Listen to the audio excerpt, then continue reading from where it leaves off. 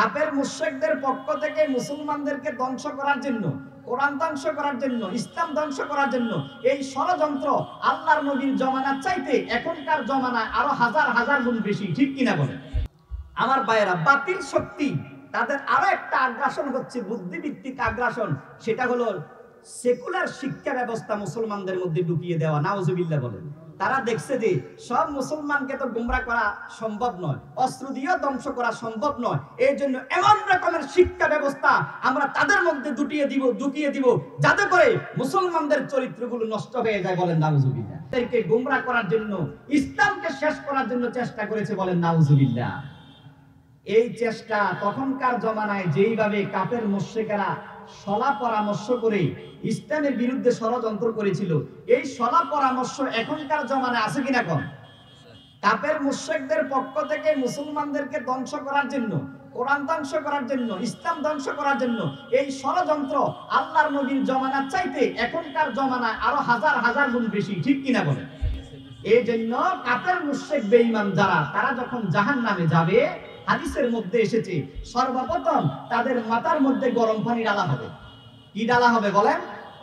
গরম পানি ঢেলে, তাদের মাথার মধ্যে গরম পানি ঢেলে দিয়ে তাদের শাস্তি শুরু করা হবে। কারণ হলো এই মাথা দিয়ে তারা ইসলামের বিরুদ্ধে, মুসলমানের বিরুদ্ধে, আল্লাহর নবীর বিরুদ্ধে তারা ষড়যন্ত্র করেছিল, তারা কলম ধরেছিল। এই জন্য তাদের মাথার মধ্যে গরম পানি ঢালা হবে। বলেন নাউজুবিল্লাহ। 2 নম্বরে তাদের বুদ্ধিভিত্তিক যে ষড়যন্ত্র ছিল সেটা হলো যে সত্য গ্রহণ করার ব্যাপারে মানুষদের মধ্যে সংশয় ঢুকিয়ে দেওয়া।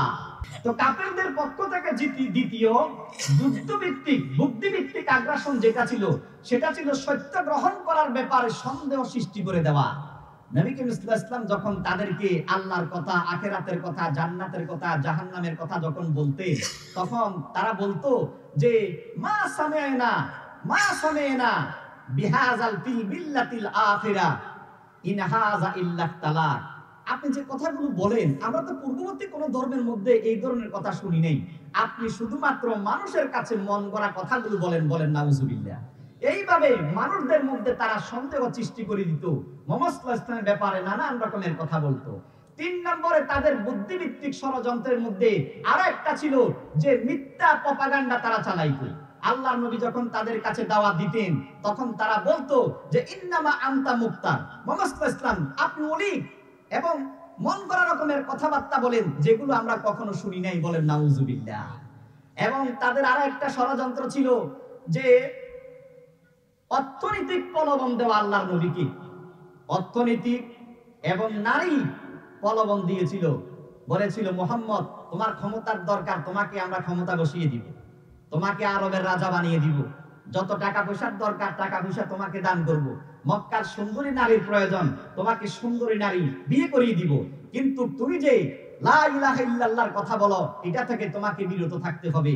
আল্লাহর নবী বলেছেন, শোনো, যদি আমার এক হাতে যদি আসমানের সূর্য এনে দেওয়া হয়, আর এক হাতে যদি কোনো চন্দ্র এনে দেওয়া হয়, তারপরেও আল্লাহর পক্ষ থেকে আমি যে মহাসত্য নিয়ে এসেছি, কোরআন নিয়ে এসেছি, কোরআনের দাওয়াত দেওয়া থেকে আমি বিন্দু মাত্র বিরত থাকতে পারবো না। বলেন সুবহানাল্লাহ। আজকের পৃথিবীতেও এইভাবে আমার ভাইয়েরা ইসলামের পক্ষে যারা কাজ করতেছে, তাদেরকে এইভাবে আজকে বিধর্মীরা টার্গেট করেছে, নানান রকমের সুযোগ সুবিধা দিয়া ফলবন দিয়েছে, যাতে করে তারা ইসলামের পক্ষে কথা না বলে। ঠিক কিনা বলেন? ও আমার ভাইয়েরা, আজকে দেখেন পৃথিবীতে 57টা মুসলিম রাষ্ট্র আছে। কয়টা রাষ্ট্র বলেন? 57টা মুসলিম রাষ্ট্র আছে। পৃথিবীর মোট রাষ্ট্রগুলোর যে আয়তন, এটা হচ্ছে 14 কোটি বর্গ কিলোমিটার। তার মধ্যে 57টা মুসলিম যে রাষ্ট্র আছে, এটার আয়তন হচ্ছে 3,50,00,000 বর্গ কিলোমিটার। তার মানে গোটা পৃথিবীর রাষ্ট্রগুলোর যত আয়তন, এর মধ্যে 25% হচ্ছে মুসলমানদের। সুবহানাল্লাহ বলেন। আল্লাহ বিশাল একটা সম্পদ আমাদেরকে দান করেছেন। আজকে দেখেন এই 57টা রাষ্ট্রের মুসলমান আজকে চুপ করে বসে আছে। দেখেন, কেউ ক্ষমতার জন্য, কেউ পদের জন্য, কেউ আমেরিকাকে ভয় করে, কেউ সুন্দরী লালি তাদের দিকে লেলিয়ে দিয়েছে। আর দেখেন আমাদের মুসলমান ফিলিস্তিনের গাজার মুসলমানদেরকে প্রতি মুহূর্তে টনে টনে বোমা ফেলে নিষ্পাপ শিশুদেরকে হত্যা করা হচ্ছে। ঠিক কিনা বলেন? গত কয়েকদিন আগের পত্রিকায় দেখলাম ইসরায়েল এই 90 দিনের যুদ্ধে এই গাজার মাটিতে ৬৫,০০০ টন বোমা ফেলেছে। ৬৫,০০০ টন বোমা ফেলেছে, মাটির সাথে মিশিয়ে দিচ্ছে। আর মুসলিম দুনিয়াগুলো তাকিয়ে আছে। সকলে এখন প্রভু মনে করে আমেরিকাকে। ও আমার ভাইরা, আল্লাহকে, যারা আল্লাহকে বুকে ধারণ করেছে, আল্লাহর উপরে যাদের ঈমান আছে, দুনিয়ার কোন বাতিল শক্তিকে তারা ভয় করতে পারে না, ঠিক কিনা বলেন? কোন রকমের ধন সম্পত্তির লোভে তারা পড়ে ঈমান তারা বিক্রি করবে না। শুধু তাই নয়, ওই জামানাতে কাফের মুশরিকদের বুদ্ধিভিত্তিক আর একটা যুদ্ধ ছিল, যে সমঝোতা। তারা যখন দেখলো যে মোহাম্মদ সাল্লাল্লাহু আলাইহি ওয়াসাল্লামের সাথে আমরা তো টিকে উঠতেছি না, বরং এটার বিরোধিতা যত করি, মোহাম্মদ সাল্লাল্লাহু আলাইহি ওয়াসাল্লামের দলে লোক সংখ্যা, মুসলমানের সংখ্যা দিন দিন বাড়ি হয়ে যাইতেছে, তখন তারা আল্লাহর নবীর কাছে সমঝোতার প্রস্তাব নিয়ে আসলো। সেই সমঝোতা হলো যে মোহাম্মদ সাল্লাল্লাহু আলাইহি ওয়াসাল্লাম 1 বছর পর্যন্ত আপনি এবং আপনার সাহাবারা আমাদের মূর্তির ইবাদত করবেন, আর 1 বছর আমরা মুশরিকরা আপনার আল্লাহর ইবাদত করব। নাউজুবিল্লাহ বলেন। দেখছেন, তারা যখন সমঝোতা যখন পারে নাই, তখন এই কৌশলটা তারা অবলম্বন করেছে, যে আপনি 1 বছর পর্যন্ত, আমরা 1 বছর পর্যন্ত আপনাদের আল্লাহর ইবাদত করব, আর 1 বছর পর্যন্ত আপনারা আমাদের এই মূর্তি পূজা করবেন। নাউজুবিল্লাহ বলেন। ও আমার ভাইরা, আজকে নানান রকমের কথা বলা হচ্ছে যে ধর্ম যার যার, উৎসব সবার, এটা সমস্ত একটা কুফরি মতবাদ, ঠিক কিনা বলেন? আমার ভাইরা, উৎসব তো হবে ধর্মের ভিত্তিতে। উৎসব হবে কিসের ভিত্তিতে বলেন? ধর্ম যার যার, উৎসব তার তার। উৎসব তার তার, ধর্ম যার যার, ঠিক কিনা বলেন? উৎসব যদি কোনো ধর্ম যার যার, উৎসব যদি কোনো সকলের যদি কোনো হয়, তাহলে আমাদের ঈদের সময় অমুসলিমরা আমাদের ঈদগাহে আসবে, জুমার দিন আমাদের জুমার নামাজ পড়ার জন্য আসবো, আর আমরা যখন হিন্দুদের যখন পূজা করি, তখন হিন্দুদের পূজার মধ্যে যাব। এটা কি যার যার ধর্ম হলো? যার যার। আমার ভাইয়েরা, এই জন্য ধর্ম ভিত্তিতে আমাদের সমস্ত সংস্কৃতিগুলো হবে। ওই কাফের মুশরিক বেঈমানেরা ওই জামানাতেও এইভাবে ইসলামের বিরুদ্ধে তারা যখন ষড়যন্ত্র করে ফেললো না, আল্লাহর নবীর কাছে তারা তখন সমঝোতার আশ্রয় নিয়েছে। শুধু তাই নয়, মুহাম্মদ সাল্লাল্লাহু আলাইহি ওয়াসাল্লাম যখন হিজরত করে যখন মদিনাতে চলে গেলেন, তখন মদিনাতেও কিন্তু কাফের মুশরিকদের ষড়যন্ত্র চলছে। ওই জামানাতে সামরিক যুদ্ধ যেরকম তারা মুসলমানদের বিরুদ্ধে অস্ত্র বানাইতো, ঠিক তেমনি ভাবে ওই জামানাতে বুদ্ধিভিত্তিক তারা আশ্রয় নিয়েছিল। মদিনাতে আল্লাহর নবী যখন গেলেন, তখন তারা সেখানে আরো একটা ষড়যন্ত্র আশ্রয় নিল, সেটা হলো মিডিয়া। কি বলেন? আজকের পৃথিবীতে মিডিয়া আছে কিনা? কোন হাজার হাজার মিডিয়া আছে। ওই তৎকালীন সময় বর্তমান জামানার মতো ইলেকট্রিক মিডিয়া, প্রিন্ট মিডিয়া ছিল না, বরং তাদের মিডিয়া ছিল কবিতা আর বক্তৃতা। বিভিন্ন বড় বড় সমাবেশের মধ্যে তারা কবিতা আবৃত্তি করত এবং তারা বক্তৃতা দিত ইসলামের বিরুদ্ধে, আল্লাহর নবীর বিরুদ্ধে। তখন নবী করিম সাল্লাল্লাহু আলাইহি ওয়াসাল্লামের সাহাবায়ে কেরাম, হাসান বিন সাবিত, আব্দুল্লাহ বিন রাওয়াহা রাদিয়াল্লাহু তাআলা আনহু, তারা কবিতার মাধ্যমে কাফের মুশরিকদের এই সমস্ত অপবাদের জবাবগুলো দিয়ে দিতেন। বলেন সুবহানাল্লাহ। কিন্তু দেখেন, আজকে মিডিয়ার পরিবর্তন হয়ে গেছে।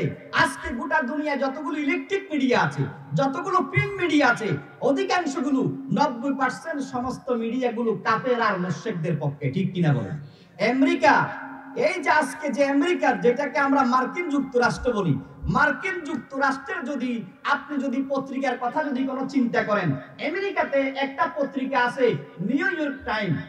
এই নিউ ইয়র্ক টাইম পত্রিকাটা দৈনিক 17 লক্ষ কপি ছাপা হয়। কত কপি বলেন?